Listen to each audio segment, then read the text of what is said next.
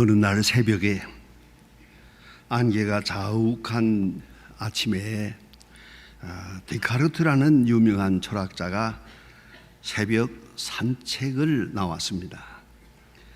무슨 생각에 골똘히 하면서 걷고 있다가 앞에서 오는 사람을 보지 못해서 정면으로 충돌했습니다.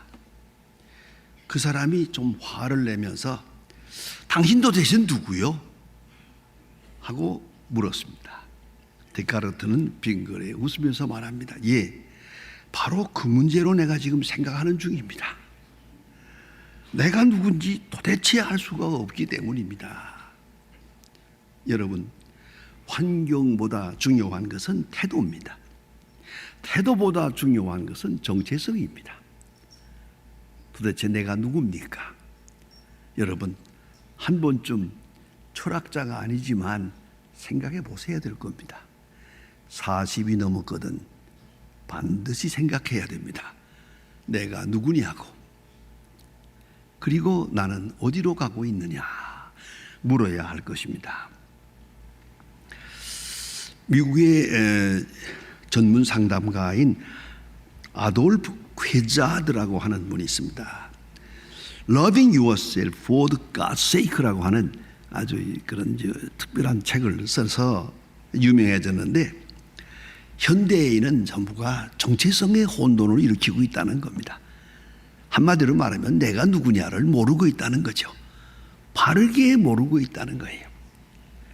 다른 사람도 알고 세상도 알고 과학도 알고 물리도 아는 것 같으나 제일 중요한 것은 나 자신을 모르고 내 자신의 운명을 그렇게도 모를 수가 없다는 거죠. 여기에 혼돈이 있다는 거예요. 자기 자신이 어떠한 존재냐 하는 것을 바로 알기 전에는 아무 문제도 해결되질 않습니다. 신체도 마음에 들지 않고 성격도 마음에 안 들고 자기의 지능도 영영 자기 같진 않아요. 이게 내가 아닌 거예요. 그래서 정체성의 혼돈이 온다 하는 것이고요. 두 번째로 문제되는 것은 내가 어디에 있는가 하는 데 대한 혼돈입니다. 이건 belongingness, 즉 소속의 문제입니다. 나는 어디 속해 있느냐. 가족의 이론입니다. 그러나 가족과 나와의 관계에서 어디까지가 나고 어디까지가 가족이야. 가정을 위해서만 살고 자녀를 위해서만 살고 그건 아니잖아요. 어느 순간에 혼돈을 일으킵니다. 가족을 위해 내가 존재하는 거 아니거든요. 그래서 허무함을 느끼게 되고 공허함에 빠집니다. 혹은 친구, 직장 모든 생각을 해보지만 그것과 나는 별개입니다. 이걸 잊지 말아야 하고요. 또한 세 번째는 일에 대한 불평입니다. 내가 하고 있는 일이 내 소중한 인생을 바칠 만한 가치가 있나? 도대체 나는 무슨 일을 위해서 일하고 있는 건가? 이 일이 주는 결과가 뭐냐? 현대에서 가장 큰 문제 중에 하나가 이것입니다. 농사하는 사람들은 자기가 농사해서 농사하는 만큼 결과를 얻고 지내갔지만은 지금 사람들은 내가 무엇을 하는지 모릅니다. 왜냐하면 커다란 사회 구조 속에서 내가 어느 부분에서 일하고 있기 때문입니다. 다시 말하면 공장으로 말하면 내가 어느 부속을 만들고 있기 때문입니다. 이 부속품이 어디 쓰여지는지도 모릅니다. 그리고 그걸 만들고 있을 뿐입니다. 그리고 돈을 봅니다. 이게 얼마나 허무한, 내가 지금 무엇을 위해서 일하고 있느냐 그 자체를 알 수 없는 것이 현대인의 모습입니다. 또한 가장 중요한 것은 내 과거를 내가 용서할 수 없다는 겁니다. 가만히 생각해 보면 잘못한 게 너무 많아요. 절대 그러지 말아야 할 건데 그랬죠. 이게 한평생 나를 괴롭힙니다. 제가 아는 장로님 한 분이 계시는데 그 사모님하고 부인하고 사이가 아마 한 10년 이상 차이가 될 거예요. 나이 차이가. 그 장로님이 고등학교 선생님이었어요. 수학여행을 갔다가 밤에 바닷가에 산책을 나갔는데 여학생들이 쫙 가는데 여학생 하나가 뒤쳐서 오더래요. 그래서 저러다가 또 무슨 잘못되면 안 된다고 생각해서 뒤떨어져서 마지막 젖어서 가는 여학생을 돌보면서 가다가 여학생이 자기 앉아가지고 그 도랑을 건너면서 기껏하고 넘어질 뻔하더래요. 그래서 방금 손을 잡아주었대요. 그랬더니 여학생이 벌떡 일어나더니 책임지세요 그러더래요. 이 깨끗한 손을 남자가 손을 잡았으니까 책임지라 할 수 없이 결혼했대요. 이게 문제올시다. 그 장로님 농담 겸 진담으로 그때 그 손을 잡지 말아야 하는 건데 그건 역사적인 실수였다. 한 인생 운명이 바뀐 거예요. 그 순간으로 인해서. 여러분 지난 일을 다 합당하게 여깁니까? 그때 잘한 일이지 그거 참 옳았어, 그거 축복이었어, 그렇습니까? 아니면 용서할 수 없어. 내가 나를 용서할 수가 없어. 그때 그 실수로 인해서 오늘의 불행이 오니까. 여러분 과거와 화해하지 못한 사람은 영원히 불행합니다. 그런가 하면 하나님의 사랑에 대한 긍정적 해석이 있어야 합니다. 이때도 하나님은 나를 사랑하셨고 내가 실수할 때에도 사랑하셨고 우연한 일 같지만은 거기에 하나님의 돌보심이 있었다. 생각하면 생각할수록 이것도 저것도 이것 다 하나님의 사랑. 그리고 오늘 내가 있다. 그때 내 정체성을 바로 찾을 수가 있는 것입니다. 율법 앞에서 나를 비판하면 끝도 없습니다. 그러나 은혜 안에서 생각하면 모든 것은 은혜요. 은혜 안에 내가 존재함을 알고 그 은혜로 존재하는 나를 알게 되면 내 미래가 보입니다. 이걸 잊지 말아야 합니다.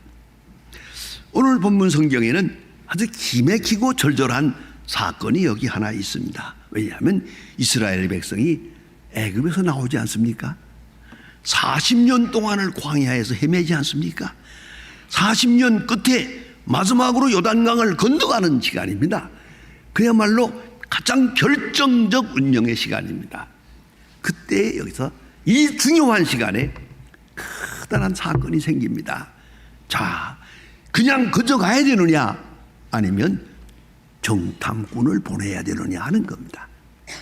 그러니까 머리 생각할 때는 당연히 이 가나안 땅을 점령해 들어가려면 이것도 전쟁인데 이거 정탐꾼을 먼저 보내고 사실을 알고 그리고 가야 될 거 아니가 생각하겠지만 그 인본주의입니다.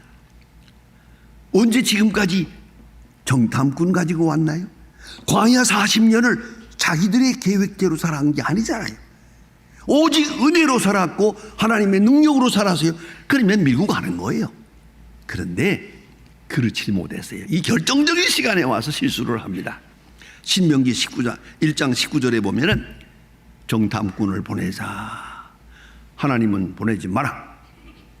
너희가 언제 정탐해가지고 여기까지 왔냐? 너의 지혜에 의지한 게 아니지 않느냐? 그런데 백성들이 이건 중요한 일이니까 정탐꾼을 먼저 보내야 된다고 난리를 쳐서 결국은 보내기로 합니다. 하나님도 양보했습니다. 그래, 보내려면 보내라. 정탐꾼이 갔다 온 거예요. 이 정탐꾼을 보냈다는 자체가 불신앙입니다. 인본주의였습니다. 그리고 갔다 와서 보고를 하는데 여기에 문제가 있습니다. 자, 두 사람은 가보니 가나안 땅, 젖과 꿀이 흐르는 땅이 굉장하더라. 나는 이거 볼 때마다 성경에서 느끼는 게 있어요. 그 포도 한 송이를 막대기에 껴가지고 두 사람이 메고 왔다며요. 내가 성경 어렸을 때 보면서 이건 공갈이다. 이게 포도송이 얼마나 커서 그건 말이 안 돼, 그거. 그런 생각을 했어요.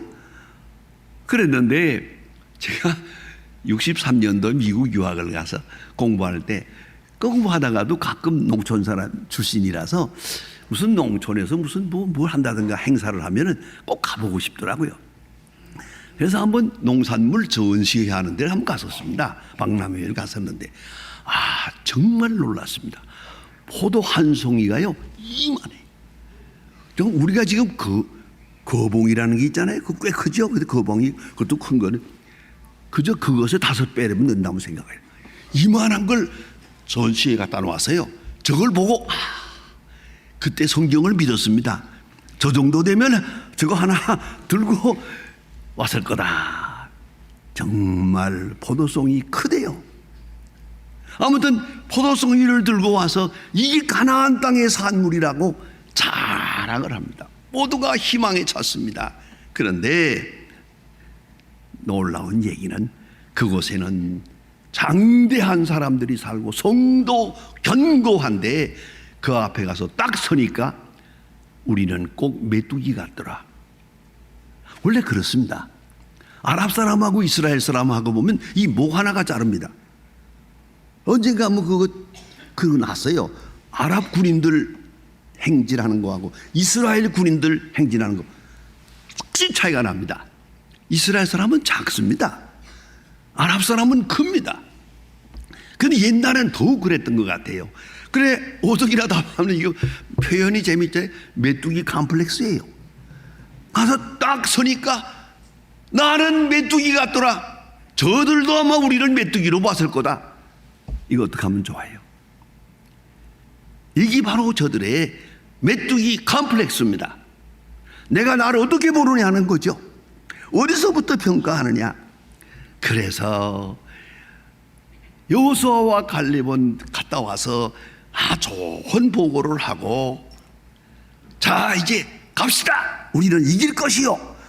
그런데 나머지 10사람은 못 갑니다. 거기에는 성도 장대하고 사람들도 건강하고 장수들이 있고 도저히 안 됩니다. 이렇게 해서 절망적인 보고를 함으로 난리가 났습니다. 하나님을 원망하고 모세를 원망하고 큰 반란이 생겼습니다. 이것이 오늘 본문에 나타난 내용입니다. 여러분, 내가 나를 사랑하지 않으면 아무도 나를 사랑하지 않습니다. 누구를 위한다 하지만 자기가 자기를 사랑할 줄 알아야 됩니다. 예수님의 오묘한 말씀이 있죠. 이웃을 내 몸과 같이 사랑하라. 여러분, 이 말은 무슨 말입니까? 내가 나를 사랑하지 않으면 남을 사랑하지 않죠. 가만히 보면 요새 끔찍한 사건들이 있죠. 집단 자살. 이 뭡니까? 어머니가 자기 자신을 사랑하지 않으니까 자식도 사랑하지 않아요. 이 집단 자살이라요. 내가 나를 사랑할 줄 알아야 남을 사랑할 수 있는 거예요. 이걸 잊지 말아야 합니다. 그런데 우리의 how라고 하는데 Man's Need and God's Action이라는 그 책에서 그런 말합니다. 자기 자신을 사랑하지 못하면 아무도 사랑할 수 없다. 하나님을 사랑한다는 것이 곧 하나님 안에서 나 자신을 사랑하는 것이라는 걸 잊어서는 안 됩니다. 나는 소중합니다. 왜요? 사랑받는 존재니까. 여러분, 잘 아시는 대로 하나님이 세상을 이처럼 사랑하사 독생자를 주었다. 말을 좀 바꾸어 봅시다. 하나님이 나를 사랑하사 독생자를 주었다. 독생자를 주기까지 나를 사랑했다. 얼마나 소중한 존재입니까? 그 사랑 안에서 나 자신을 사랑할 줄 알아야 됩니다. 그렇지 않고는 아무도 사랑할 수가 없어요. 아주 중요한 말씀입니다. 그런데 이 사람들이 정탐꾼들이 갔다 와서 우리는 메뚜기 같습니다. 그럼 일은 끝난 거지. 이게 메뚜기 컴플렉스예요. 여러분, 할 수 있다 없다 말하지 마세요. 그건 하나님의 손에 있습니다. 오늘 성경의 말씀 보니까 그래서 여호수아와 갈렙은 말합니다. 우리는 이기리라. 그럴 테니까 요단강을 건너 가자 하고 소리를 지르는데요, 이것은 율법적 시각에서 벗어나는 겁니다. 보세요. 지난날 우리가 실수한 일이 많았어.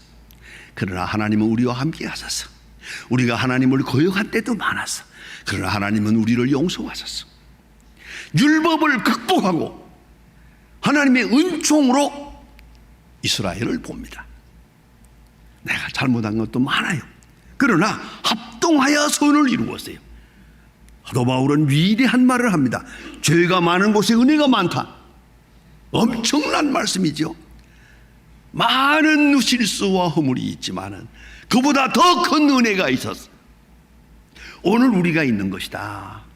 그런 거로 저들은 우리의 밥이다. 요단강을 건너가자 하고 말하고요. 하나님의 약속은 여기에 있다.